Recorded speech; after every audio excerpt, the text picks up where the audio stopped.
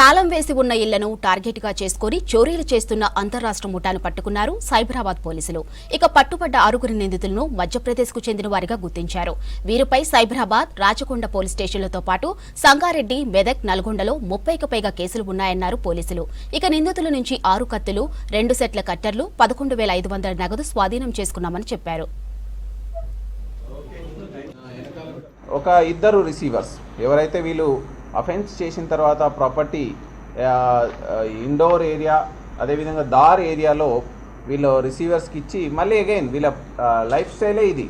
వీళ్ళని మనం క్షుణ్ణంగా మనం ఎగ్జామిన్ చేస్తే ఏంటంటే 2020 నుంచి 2024 వరకు మనకు ఇప్పుడు సైబరాబాద్ కమిషనరేట్లో కానీ, రాచకొండ కమిషనరేట్లో కానీ, అదేవిధంగా సంగారెడ్డి, మెదక్ అండ్ నల్గొండలో ఇప్పుడు 36 కేసులు నమోదయ్యి ఉన్నాయి. ఇందులో ఒక 6 cases grave cases, 35 HB cases, 1 automobile theft case. ఇందులో మనకు సైబరాబాద్ లిమిట్స్లో 17 కేసులు, రాచకొండ లిమిట్స్లో 9 కేసులు అండ్ సంగారెడ్డి లిమిట్స్లో 5 కేసెస్, మెదక్ లిమిట్స్లో 4 కేసెస్ అండ్ నల్గొండ లిమిట్స్లో 1 కేసు. వీటన్నిట్లలో కూడా మనం ఎగ్జామిన్ చేస్తే దాదాపు 2 కేజీల బంగారం, 10 కేజీల వెండి అండ్ 8.5 కేజీల మనకు ఎఫ్ఐఆర్లో నమోదైనటువంటి వివరాలను బట్టి 8.5 lakhsల క్యాష్ రూపంలో దొంగతనం జరిగింది.